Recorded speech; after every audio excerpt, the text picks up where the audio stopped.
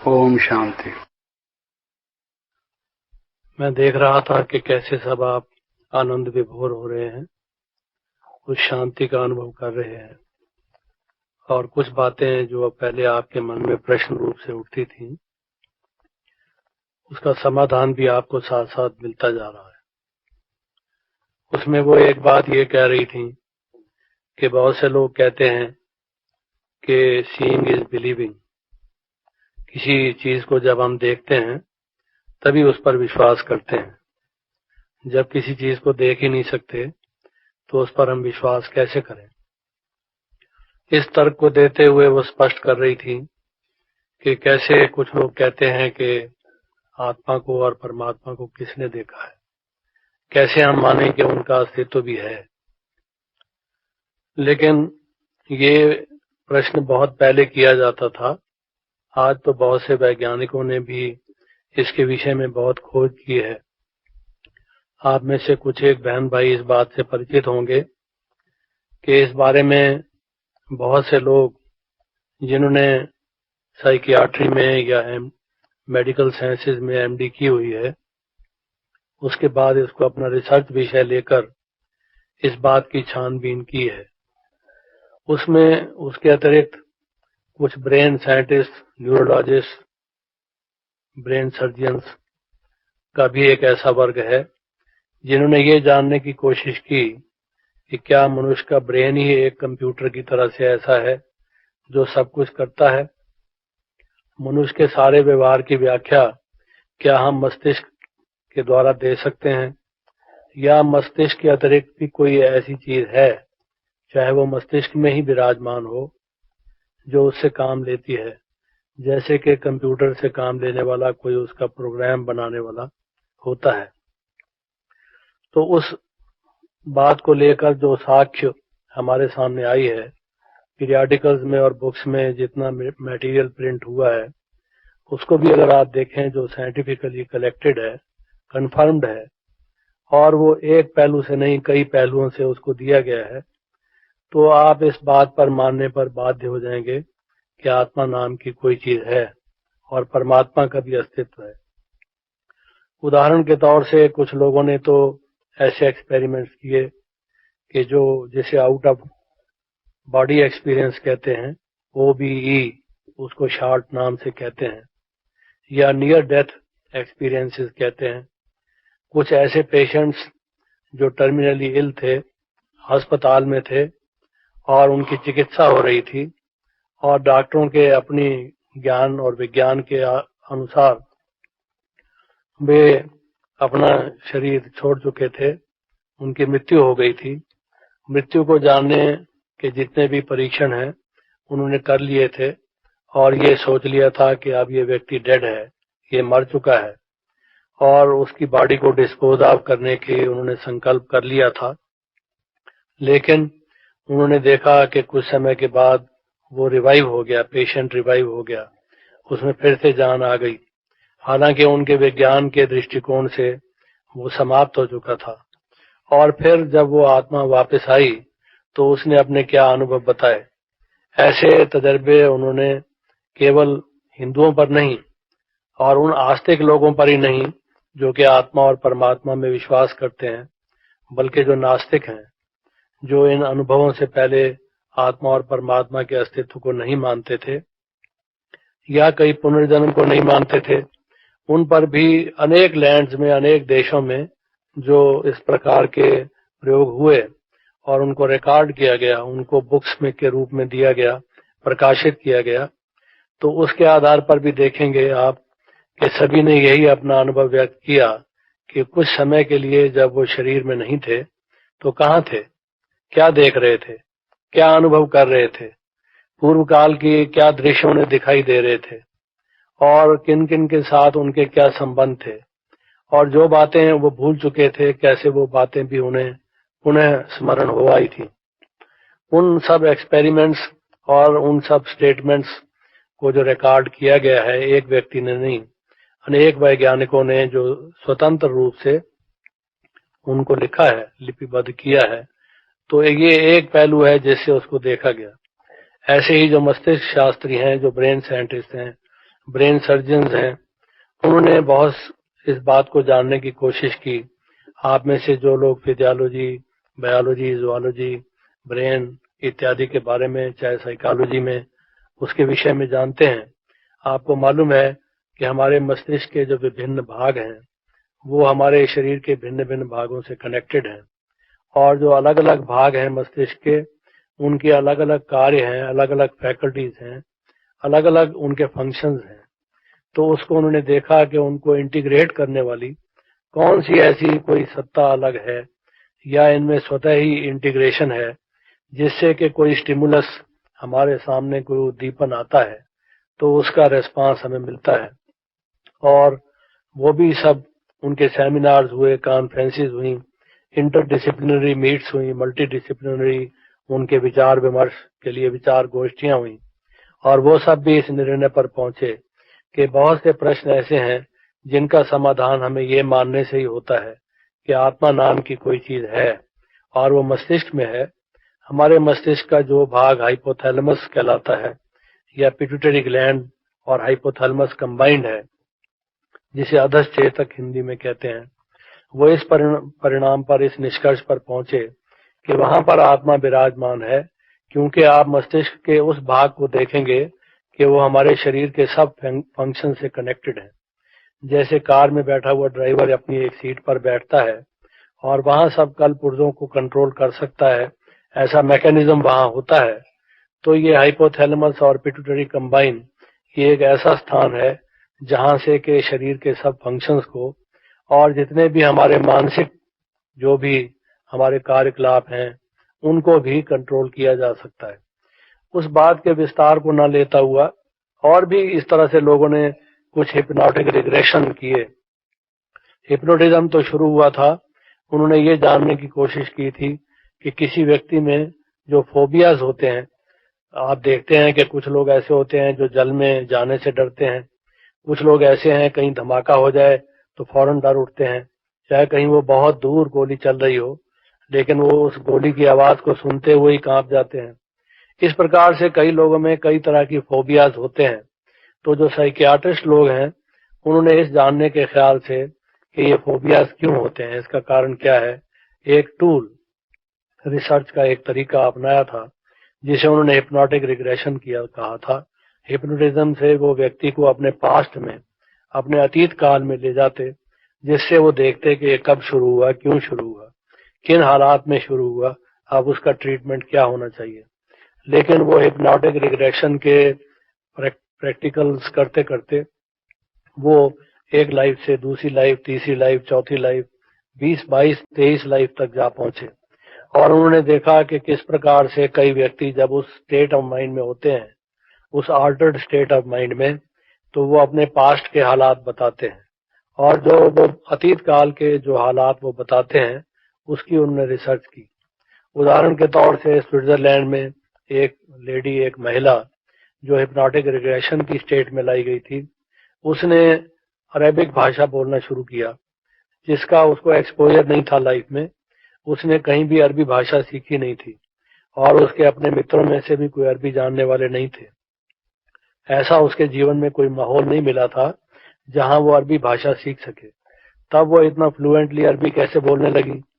तो जब उस बात की रिसर्च की गई और उससे पूछा गया कि आप कहाँ हैं इस समय, क्या लिबास पहनती हैं, आपका खाना क्या है, और दूसरी बहुत सी बातें, तो उनको पाया गया कि साउथ इंडिया में किसी स्टेट में किसी नवाब की वो बेगम है और वो अरबी बोलता है, और उसकी बेगम होने के नाते उस परिवार में वो भी अरबी सीखी है और अरबी भाषा बोल रही हैं।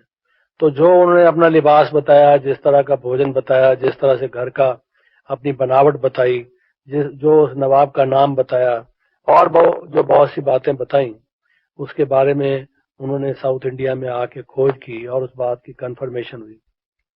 ये मैं ऐसी एक मिसाल दे रहा हूँ आपको, ऐसी और बहुत सी मिसालें हैं। तो क्या है कि जब किसी व्यक्ति को दफना दिया जाता है या जला दिया जाता है, उसके बाद भी कोई ऐसी चीज है जो बच जाती है, जो फिर से अपने पास्ट को याद कर लेती है।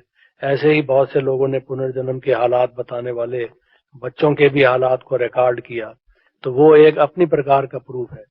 लेकिन उन बातों में अधिक विस्तार में ना जाके, वो तो एक अलग विषय है जो विस्तार से जाना जा सकता है, उसका काफी साहित्य प्रकाशित है, उसका अध्ययन भी किया जा सकता है। लेकिन मैं तो ये कह रहा हूं कि जो योग अभ्यास करते हैं उनमें से कुछ एक को ऐसी दिव्य दृष्टि प्राप्त होती है जिसको हम थर्ड आई या तीसरा नेत्र, दिव्य चक्षु इत्यादि नाम से कहते हैं। जैसे इन चक्षुओं से हम प्रकृति की चीजें देख सकते हैं जो कि इसकी रेंज ऑफ साइट में है। कानों से हम कुछ ऐसे शब्द सुन सकते हैं जो कानों के सुनने के रेंज में हैं, और इस प्रकार से दूसरी दूसरी इंद्रियों से दूसरे दूसरे अनुभव कर सकते हैं। वैसे ही जब हम अपने आत्मा के स्वरूप में होते हैं और अपने मन को शुद्ध कर लेते हैं, हमारी कुछ जो डॉर्मेंट फैकल्टीज हैं, कुछ सुषुप्त योग्यताएं हैं, जब उनको हम पुनः जागृत करते हैं तो हम में एक शक्ति विशेष ऐसी का भी जागरण होता है जिससे कि आत्मा का साक्षात्कार, परमात्मा का दिव्य दर्शन या साक्षात्कार भी हो सकता है। ये एक बात अलग है। लेकिन वैसे भी अगर हम समाज शास्त्र को देखें तो जैसे वो शीलू बहन बता रही थी कि मान लेने में फायदा ही है। फायदा कैसे है, उसका एक विचार मैं आपके सामने रखना चाहता हूँ। आप देखें कि आज हमारे समाज में जितनी भी प्रकार की विषमताएं हैं, जितनी भी प्रकार की समस्याएं हैं, प्रॉब्लम्स हमारे सामने हैं, उसके पीछे एक विशेष बात डिवीजनिज्म है, अलगाववाद है। चाहे वो कास्टिज्म हो, जातिवाद हो, चाहे हिंदू मुसलमान का झगड़ा हो, चाहे वो दूसरी बातों को लेकर हो। विदेशों और देशों में भी जो झगड़े हैं, इंटरनेशनल स्तर पर भी जो आज अशांति बनी रहती है, मैं रूस का हूं, मैं अमेरिका का हूं, मैं पंजाबी हूं, मैं यूपी का हूं, मैं साउथ इंडिया का हूं, मैं नॉर्थ इंडिया का हूं, इस प्रकार की बातों को लेकर जो अलगाववाद है, सेपरेटिज्म है, डिवीजनिज्म है, जिससे कि मनुष्य अपनी शक्तियों को इकट्ठा करके एकजुट होकर आपस में संगठित रूप से समस्याओं का हल करने की बजाय अपनी शक्तियों का एक विध्वंस करने में लगा हुआ है, जिससे कि और समस्याएं बढ़ जाती हैं। तो आप देखेंगे कि उसमें आप उसका कैसे हल कर सकते हैं, आप मनुष्यों को इकट्ठा एकजुट कैसे कर सकते हैं, उनमें यूनिटी कैसे ला सकते हैं। और अगर हम यूनिटी नहीं लाते, कोऑपरेशन नहीं लाते, आपस में स्नेह और प्रेम नहीं होता, आपस में लोग एक दूसरे के सहयोग भावना से कार्य नहीं करते, तो ये समस्याएं आप देखेंगे कि हल नहीं हो सकती।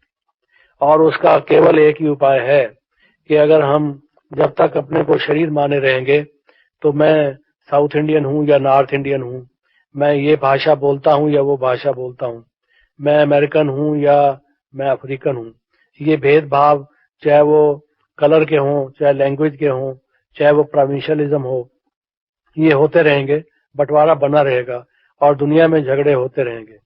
अगर इनको आप मिटाना चाहते हैं, हिंदू मुस्लिम सिख ईसाई सब आपस में भाई भाई, या नॉर्थ इंडियन साउथ इंडियन भाई भाई, या रूसी और भारतीय भाई भाई जैसे नारे लगाए जाते हैं, लेकिन उसके पीछे सिद्धांत क्या है, असलियत क्या है, उसको जब तक हम नहीं जानेंगे तो ये कैसे होगा कि यूनिटी आए और आपस में हम प्रेम से रहें।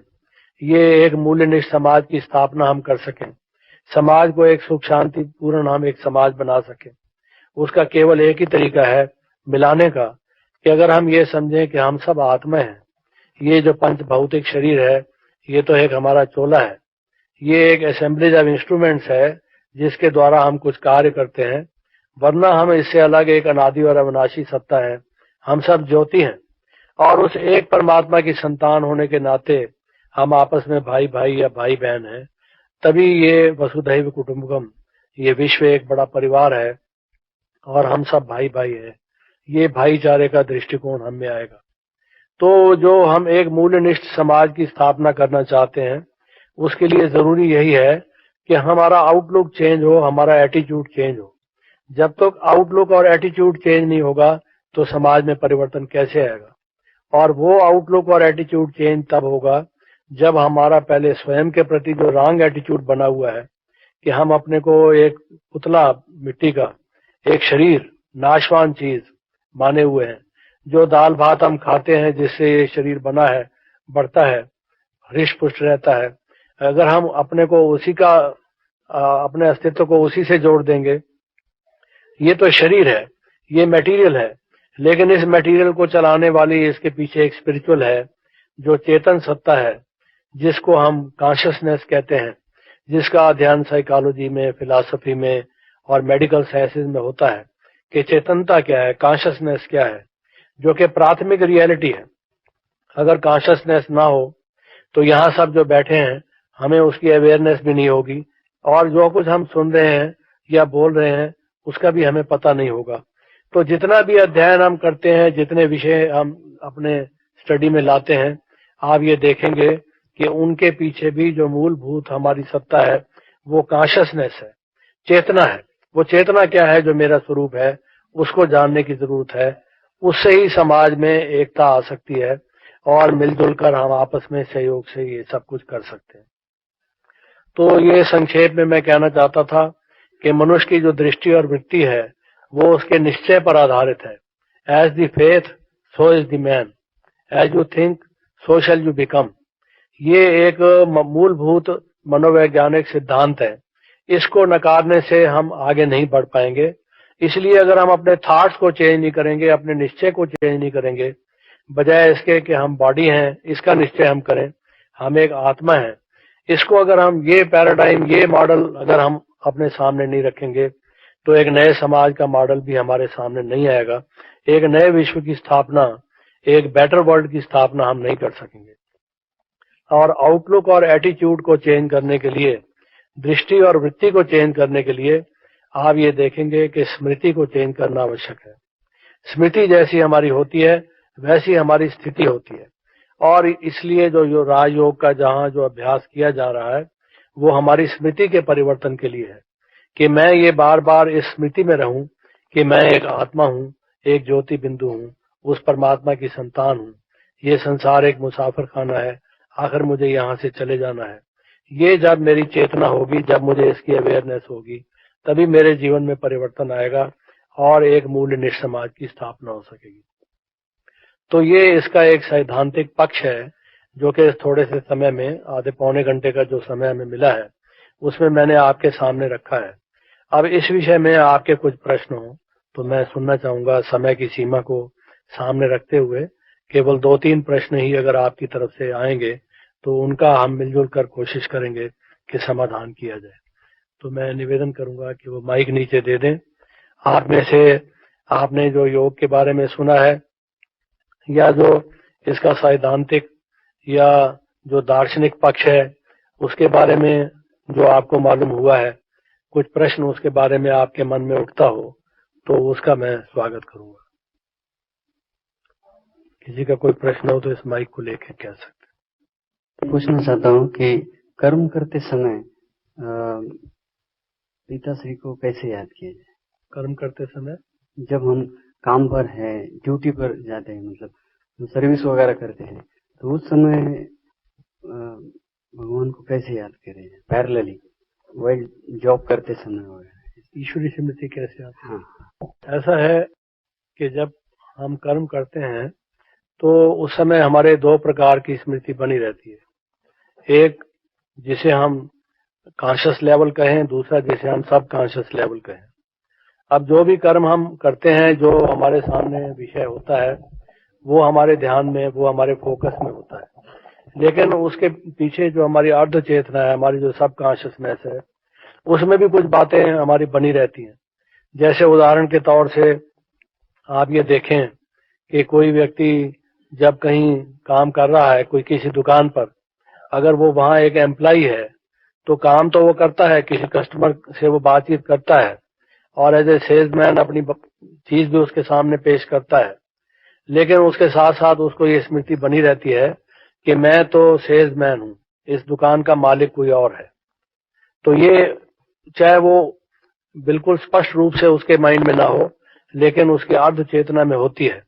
इसी तरह से कार्य करते वक्त अगर हम ये समझें कि हम निमित्त हैं, हम ट्रस्टीज हैं, हम इंस्ट्रूमेंट्स हैं उस गॉड के, उस परमात्मा के, हम आत्मा हैं जो शरीर से कार्य कर रहे हैं, अगर ये स्मृति हमारी सूक्ष्म रूप से भी बनी रहती है तो फिर हमारा योग साथ साथ बना रहता है।